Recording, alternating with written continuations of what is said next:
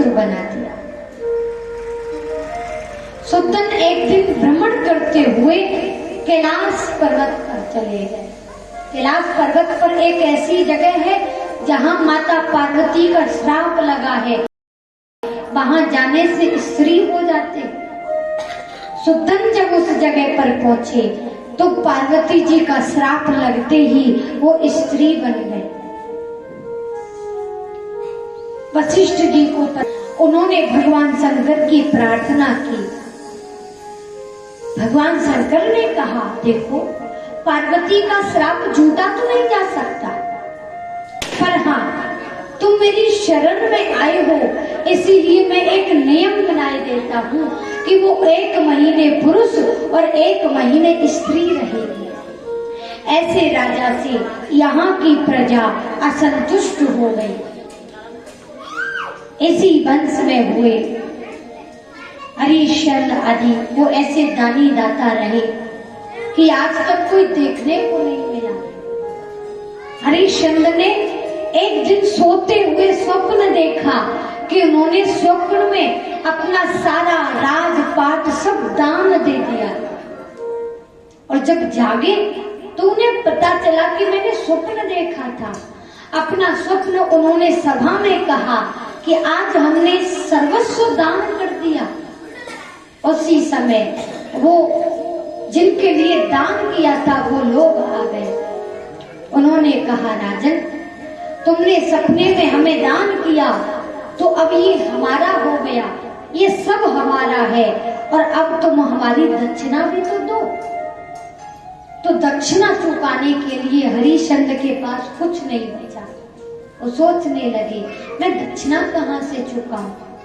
तो दक्षिणा चुकाने के लिए वो स्वयं बिक गए, अपनी पत्नी को बेच दिया।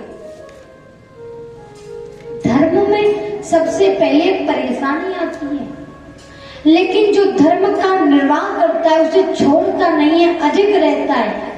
अंत में धर्म भी का कभी त्याग नहीं कर सकता। एक सत्यदेव नाम के ब्राह्मण थे। जब वो ब्रह्म मुहूर्त में जागे तो उन्होंने देखा कि एक बड़ी ही तेजवंत स्त्री उसके घर से निकल के जा रही।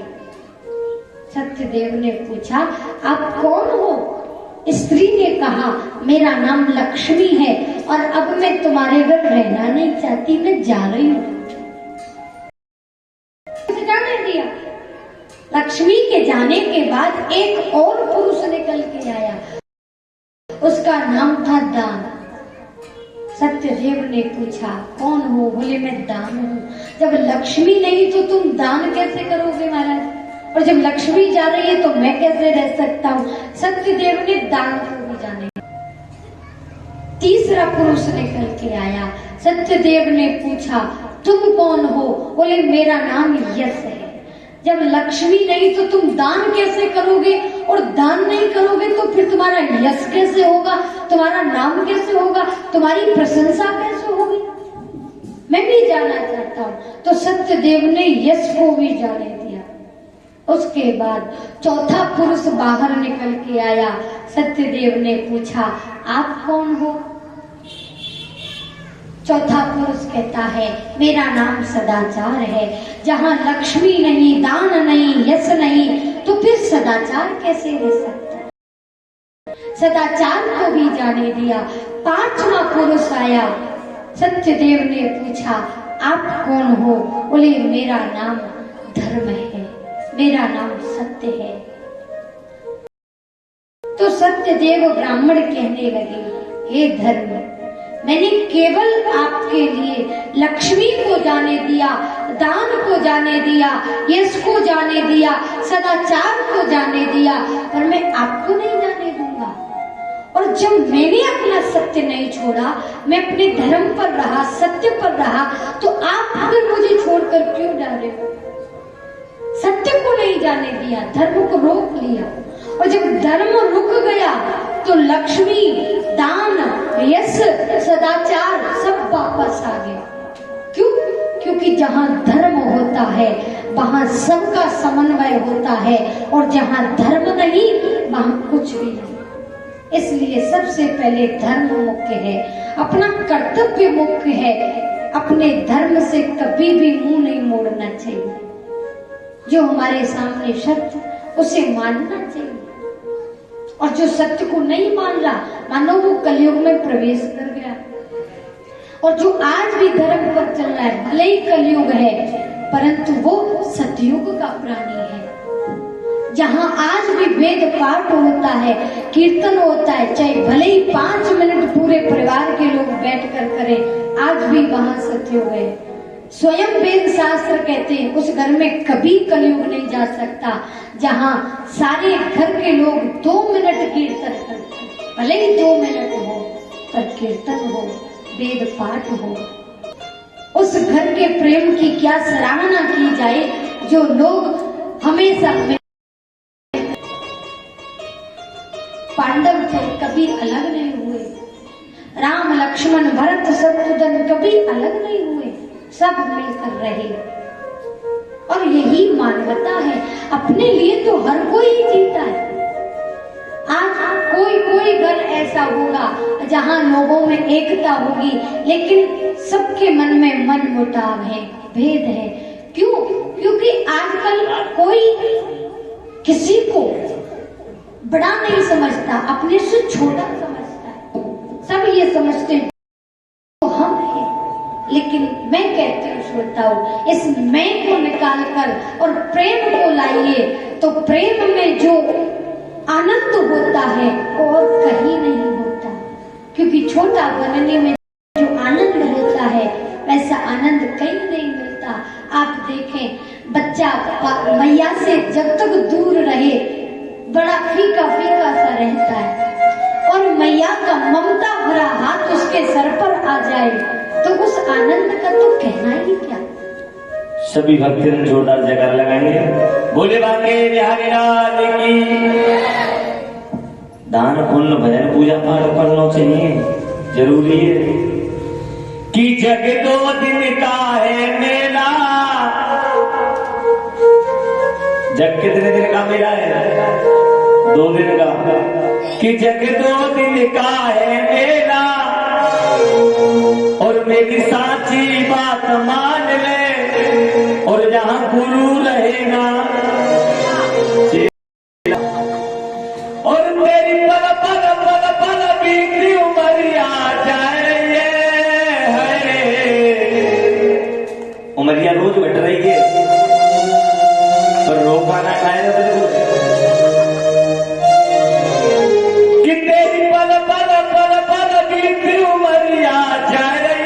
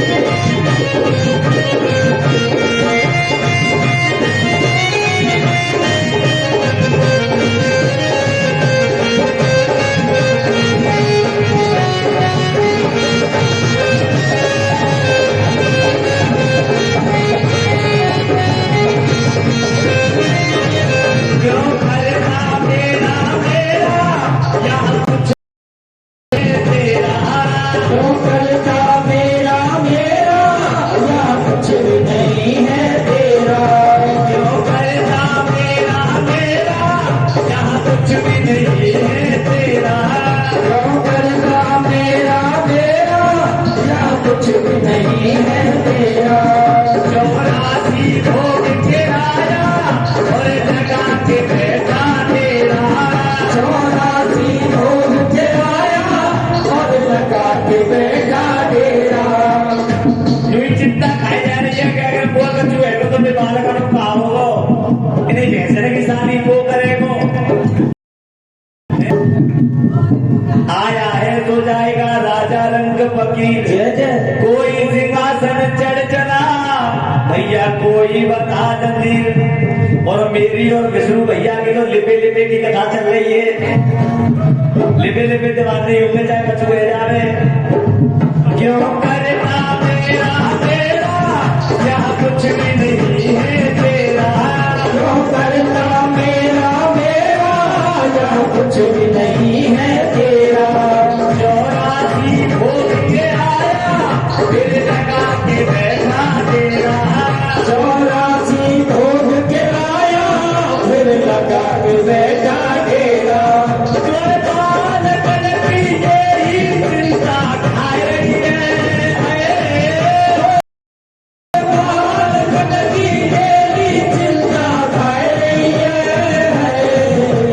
दामन तेरी बात समझ में आ रही है, तेरी बात समझ में आ रही है। जग दो दिन का है तेरा, जग दो दिन का है तेरा, उड़ जाएगो हंस अकेला, उड़ जाएगा हंस अकेला। तेरी साथी बात मान ले, मेरी साची बात मान ले, यहाँ गुरु रहे नहीं चेला, यहाँ गुरु रहे नहीं चेला। तेरी बल बल बल बल बीती उमरिया जा रही है, पल पल पल पल बीती उमरिया जा रही है। तेरी बल बल बल बल बीती उमरिया जा रही है,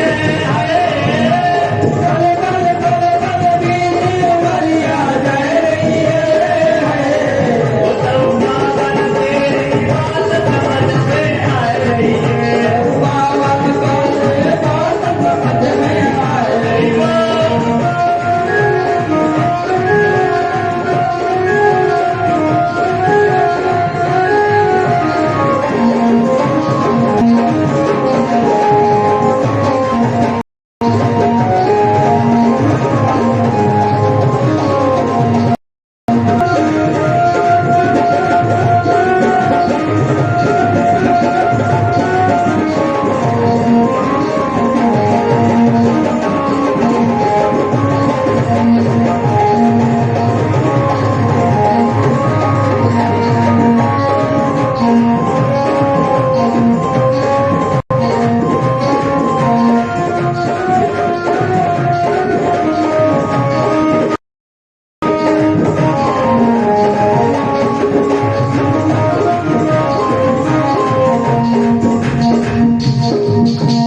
जो बताओ टीवी चल रही है? परिस करो परिस नहीं तो उठाने करने दे क्या सिनेमा लगे।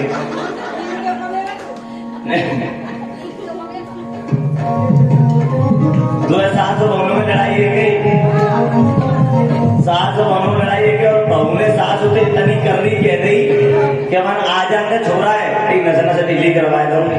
अब रो में बेचारी सास कौन कही, बहू बोली मन मम्मी मुंह पे गलती है गई और मैं तो अंते कबो कछु न कहूंगी, सदा तो अंते नीची रहूंगी पर बिनते कछु मत किया ने मोटोर के डाल दूंगी। वरना मैं ना मानूंगी तो कहूंगी पर नीचे को मतलब का नीचे कैसे रहेगी। माने मम्मी तुम डबल बेड़ा पे बैठेंगी तो मैं खाट पे बैठ जाऊंगी पर रहूंगी तुम अंते नीचे बिनते कछु मत कियो। माने अगर मैं अधका खाट पे बैठेगी तो तू क्या करेगी बता। माने मम्मी मैं कुर्सी पे बैठ जाऊंगी पर बिनते कछु मत कियो मैं तुम सास बड़ी चाल आ गई, बड़ी चाल आ गई। क्या हम इशारा कर रही तो मतलब सास बनेगी दो आ गई। हाँ तो सीखा सीख परोसन लेना है या मोसी मान के मम्मी मैं कुर्सी पे बैठ जाऊंगी। सास बोली अगर मैं कुर्सी पे बैठ गई तो तू क्या करेगी अब पता है। माने मम्मी मैं सदा तुम्हारे नीचे रहूंगी, मैं स्टूल पे बैठ जाऊंगी पर बिनते का चुमत गियो और मैं त्याई सब बात न मानूंगी। सास बोली अगर मैं स्टूल पे बैठ गई तो तू क्या करेगी अब पता है। माने मम्मी मैं पट्टा पे बैठ जाऊंगी पर रहूंगी तुम्हारे नीचे पर बिनते का चुमत गियो। मम्मी पागल वैसे वे विष्णु भैया बार वैसे नजर से ढीली कर देंगे। अच्छा अगर मैं पट्टा बैठ गई तो तू क्या करेगी। पर मम्मी विष्णु भैया ने नए नए गद्दा मंगाए थे गद्दा बैठ जाऊंगी पर रहूंगी तुम्हारे नीचे बिनते का चुमत गियो। मन अच्छा अगर मैं गद्दा बैठ गई तो तू मन टेंट वाई की चटाई आई है मैं लालसी पे बैठ जाऊंगी पर रहूंगी तो उनके नीचे पर बिनते का चुमत गियो। सास बोली अगर मैं बात चटाई पे बैठ गई तो तू आगे पता है। मन मम्मी मान को पान हो तो मैं घरेली धरती पे बैठ जाऊंगी नीचे तो रहनो है। सास बोली मन अगर मेरा घरेली धरती बैठ गई तो तू कागरिया पता है रोका ही ना खाए देगा बताइयो। मन मम्मी मैं धरती में गड्ढा खोद लूंगी गड्ढा में बैठ जाऊंगी पर दिन दे कचमत में मार डालेंगे रहूंगी सदा तो मंदिर नीचे। सास बोली अगर मैं वहां गड्ढा में बैठ गई तो तू कागरिया पता है। मन मम्मी खेत बैठे 2 ट्रॉली मट्टी लगाएगी तो भाई गढ़वाए तो मम्मी रोका ही ना खाए रही तो कैसे हो कि सास को नंबर का गड्ढा को आ जावे। इसलिए दोनों हाथ बिल्कुल सीधे खड़े करके वो तेरी पल पल पल पल बीती उमरिया जा रही है पल पल पल पल बीती उमरिया जा रही है। उमरिया हमारी कोई बीत रही है उमरिया तो प्यारी बीत रही है। बेशक लटका लो परमाना बिन सजनी के सजन नहीं होता। मजबूत इरादे किए बिना व्यसनों का तजन नहीं होता। एक झूठ बोलने वाले की बातों में वजन नहीं होता। बेशक जगिए दिन रात मगर बिन भाव के भजन भावना तो बहुत जरूरी है। इसलिए दोनों हाथ खड़े करके और ताली बजाते हुए